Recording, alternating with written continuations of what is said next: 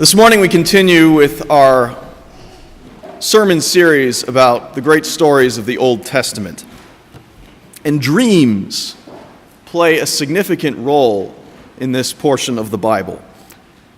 From Joseph's dreams of grandeur to the evil king Nebuchadnezzar's nightly visions of his own downfall, God often chooses to reveal truth in dreams.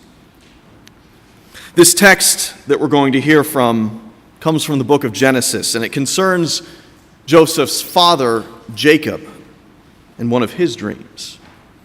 Now, Jacob is a key figure in the biblical narrative, a man who would go on to father the 12 tribes of Israel.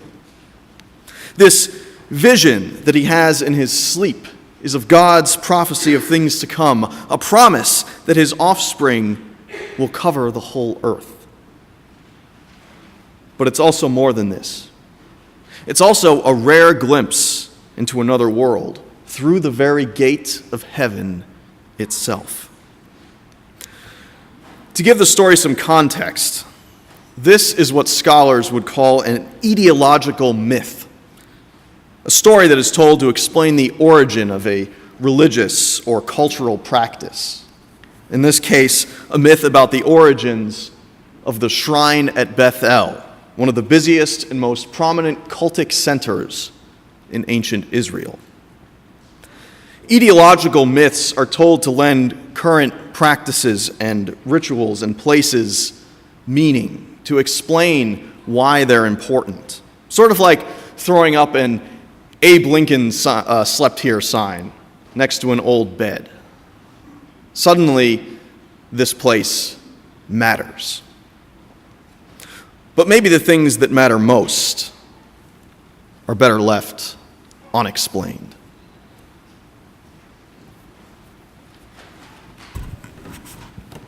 A reading from Genesis 28, verses 10 through 19. Jacob left Beersheba and went towards Haran. He came to a certain place and stayed there for the night, because the sun had set. Taking one of the stones of the place, he put it under his head and lay down at the place. And he dreamed that there was a ladder set up on the earth, the top of it reaching into heaven, and the angels of God were ascending and descending on it. And the Lord stood beside him and said, I am the Lord, the God of Abraham, your father, and the God of Isaac. The land on which you lie, I will give to you and to your offspring. And your offspring shall be like the dust of the earth, and you shall spread abroad to the west and to the east and to the north and to the south. And all the families of the earth shall be blessed in you and in your offspring. Know that I am with you, and you will keep you wherever you go, and will bring you back to this land, for I will not leave you until I have done what I have promised you. Then Jacob woke from his sleep and said, Surely the Lord is in this place, and I did not know it. And he was afraid and said, How awesome is this place! This is none other than the house of God, and this is the gate of heaven. So Jacob rose early in the morning, and he took the stone that he had put under his head and set it up for a pillar and poured oil on top of it. He called that place Bethel. Hear what the Spirit is saying to the church. Amen. The truth is, I kind of hate the radio. Aside from the 4-letter words that get edited out, it leaves so little to the imagination. Most of the stuff you hear on the airwaves is just a bit too predictable for my taste. It seems that most of the popular top 40 hits have always been songs about love and romance. Some are tender, others defiant, and some describe primitive mating signals exchanged in high-profile nightclubs. Modern country music seems to follow suit with the clever twist that said romance develops at a barbecue. And the classic rock stations have been playing the same handful of songs forever, some of them from bands whose extensive catalogs span the decades. I mean, Black Sabbath has been releasing albums for 40 years. Do you think maybe we could hear something besides Iron Man for a change? Regardless of genre, the lyrics seldom stray beyond the usual cliches, even when there's ample opportunity to be more creative. I have to tell you, I was really disappointed that Celine Dion's theme song from the film Titanic avoided any mention whatsoever of the sinking ocean liner, neglecting to consider the reckless arrogance of technological progress that manifests itself in the story of the doomed Titanic, sacrificing poignant descriptions of leaking bulkheads and hypothermia for the same old maudlin songwriting that we've been getting for decades. But sometimes a song comes along that challenges the imagination, that dares us to decipher its inscrutable purpose. The Beatles' I Am the Walrus comes to mind, as well as the Bangles' Walk Like an Egyptian. But one song that has defied interpretation, perhaps more than any other, is Led Zeppelin's 1971 classic, Stairway to Heaven. Love it or hate it, it's left an indelible mark on our cultural consciousness over the last 40 years. The song is a dreamlike journey, one that evokes plenty of images and feelings, but lacks the narrative framework that might explain what it's really all about. If there's a bustle in your hedgerow, don't be alarmed now, the cryptic lyrics read. It's just a spring clean for the May Queen. Okay. Now, in my own view, the song seems to be about dying. But others have speculated that it's about the lead singer's ex-girlfriend, or Celtic mythology, or the Lord of the Rings novels, or even praise to the devil when the music is played backwards. So naturally, my brother and I experimented with this when we were kids, playing the bustle in your hedgerow line backwards in our record player.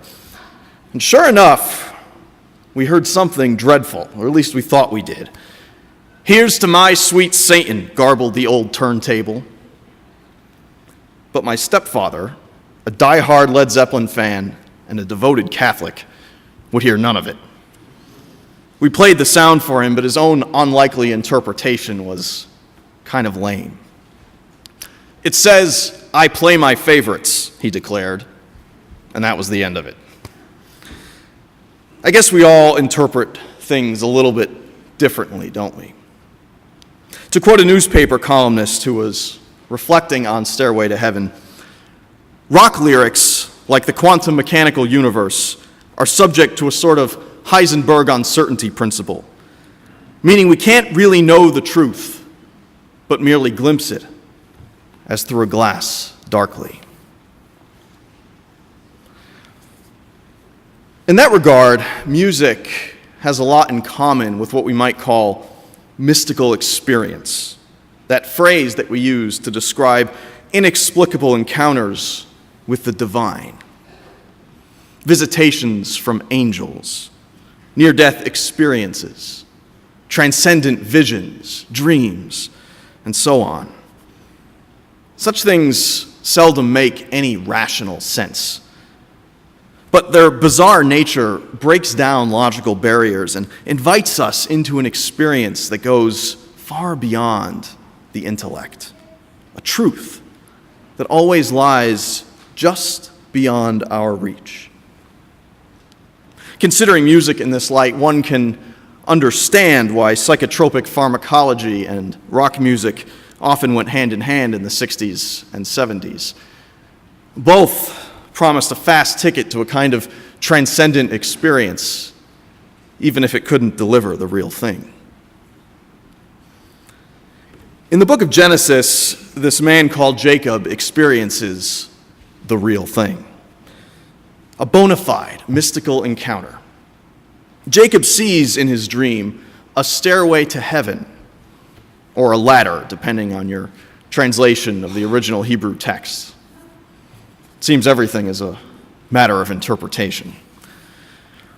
Faced with truly extraordinary circumstances, the kind of vision that you just know is no ordinary dream, a sight such as no human being has ever seen before, Jacob struggles to make sense of it, to comprehend and understand the things that he's seen and heard.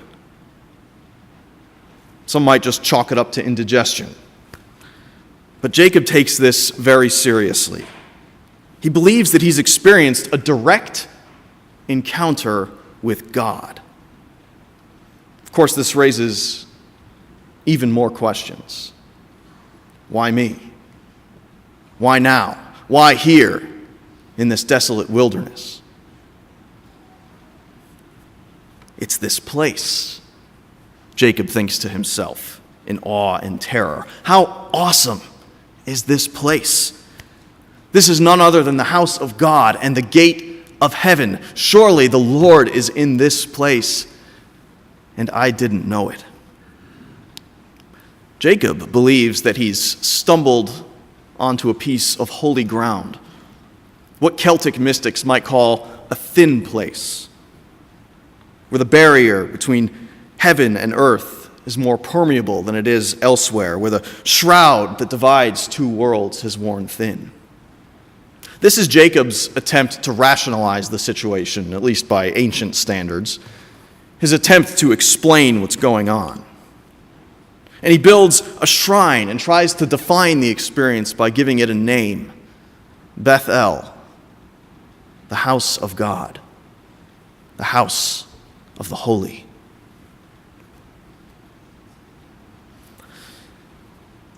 In February and March of 1974, the novelist Philip K. Dick had a similar experience that completely changed his life.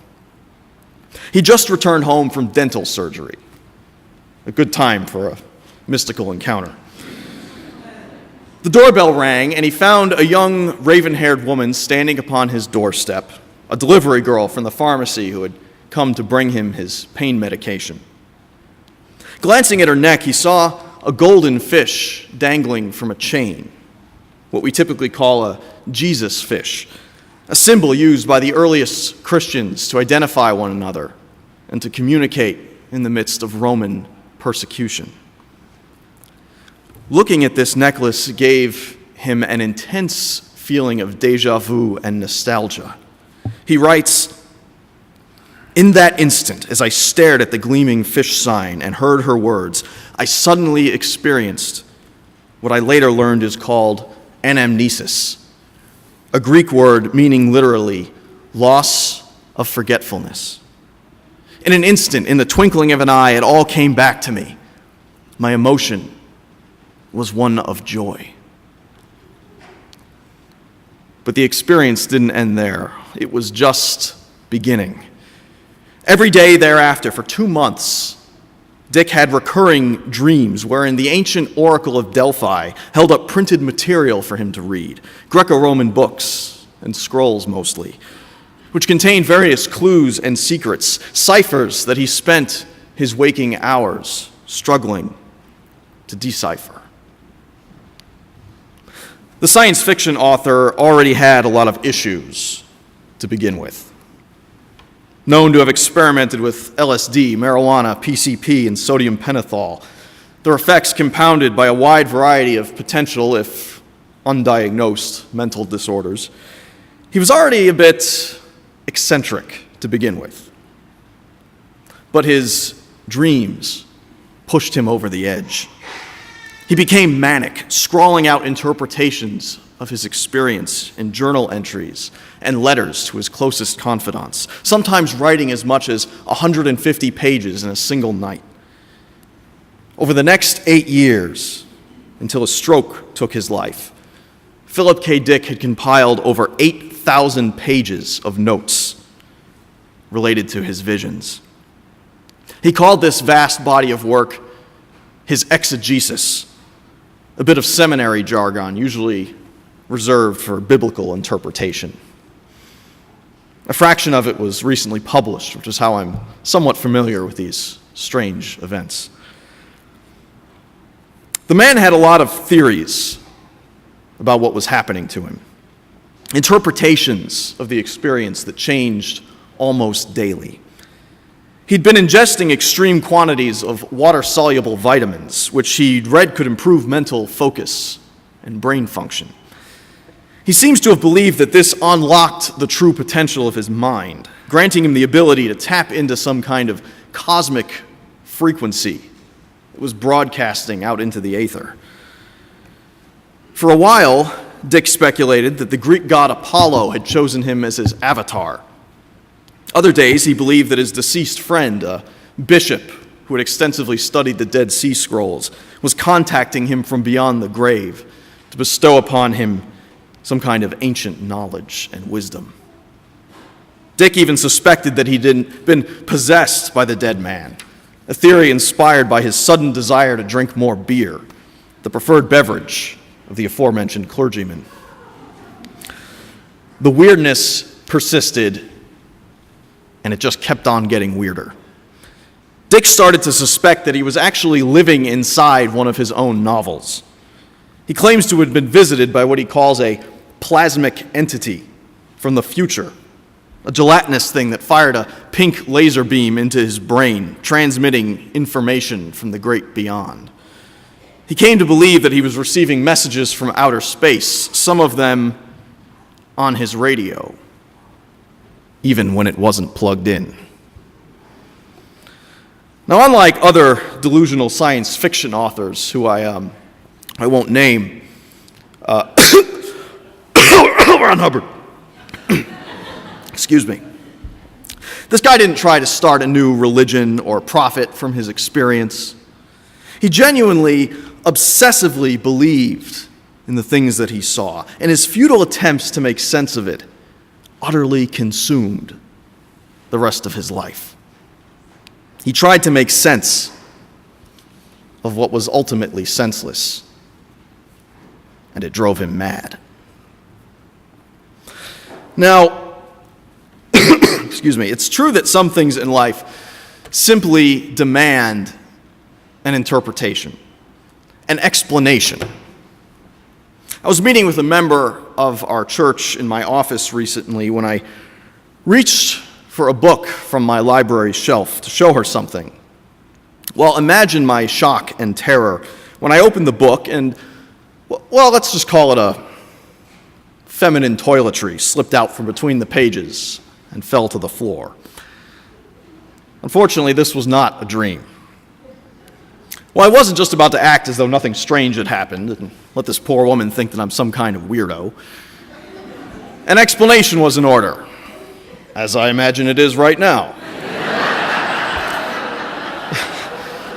You see, several years ago, the high school students in the church played a prank on me, hiding all of these things in my office, tucked between the pages of books, behind the pictures on the walls, in the drawers of my desk.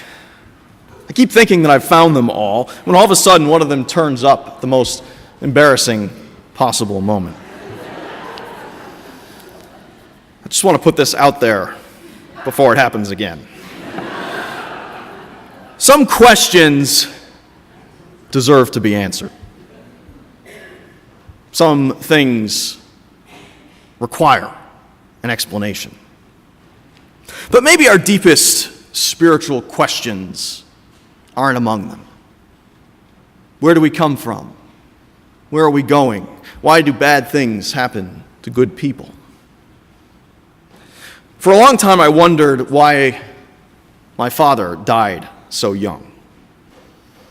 The mind plays tricks on you when you start to try to interpret and rationalize these things. My son was conceived a short while after he passed, and it actually occurred to me at one point that my son was the reincarnation of my father. And on a good day, I don't even believe in reincarnation. But that sort of thinking will drive a person crazy. So, putting those thoughts aside, I grieved my father's death. and I cherished my son's life, as I still do. They were and are both sacred experiences that can be felt, but never explained, never put into words. One of the reasons I became a minister was because I'm fascinated by the great questions of the universe, not so much from a scientific, but rather from a spiritual angle. But the truth is, I often find myself weary from wrestling with them. As a preacher, it's my job to critically interpret text, but sometimes I'd rather just experience it and let it take hold of my imagination. I know I've been branded as the guy who likes science fiction and horror movies and other things that are perceived as immature. I suppose that's a stigma that will never wash clean, no matter how hard I try. Now, I'm a pretty smart guy. You can tell because I use a lot of big words. But the truth is, I'd rather engage my imagination than my intellect. I'd rather daydream than sit in meetings. I'd rather feel than think. I'd rather play than work. Perhaps some of you may find that childish. But if so, before you judge me too harshly, I beseech you to take a look in the mirror. You could have spent your morning catching up on work or reading the newspaper or the latest issue of The Economist. But instead, you chose to come here and listen to me, a man who makes a living by reading from an ancient book and dressing like a wizard.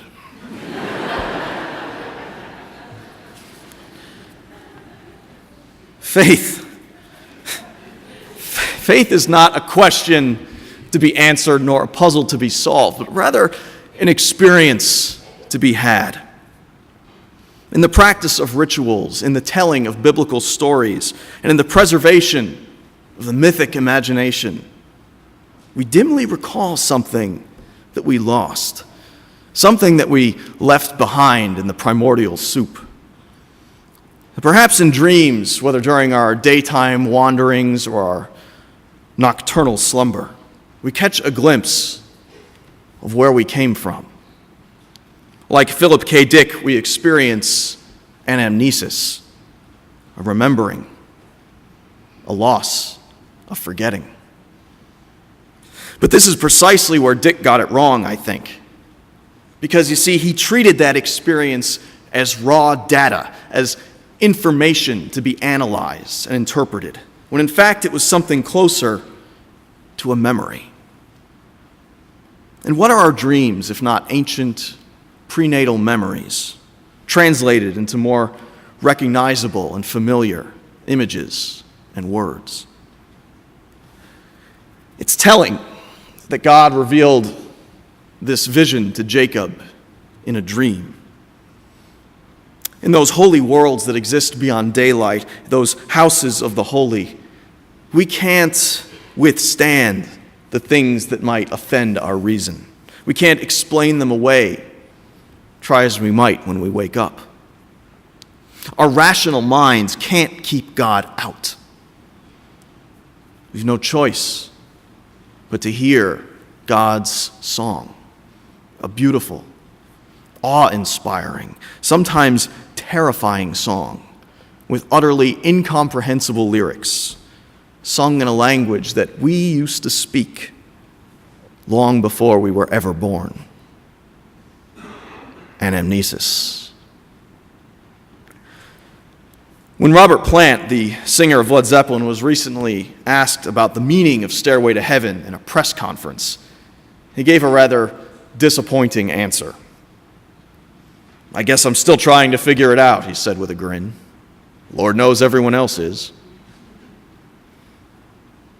Maybe if we could ask God about the meaning of life, a thing interpreted and reinterpreted by philosophers and theologians and everyday people like you and me for thousands of years, we'd get a similar answer. Maybe there is no answer, at least not the kind that can be put into words. Perhaps the answer that we seek isn't found in the lyrics of God's cosmic song, but rather in the melody. And in the words of that classic rock song, Stairway to Heaven, if you listen very hard, the tune will come to you at last. Whatever that means. Amen.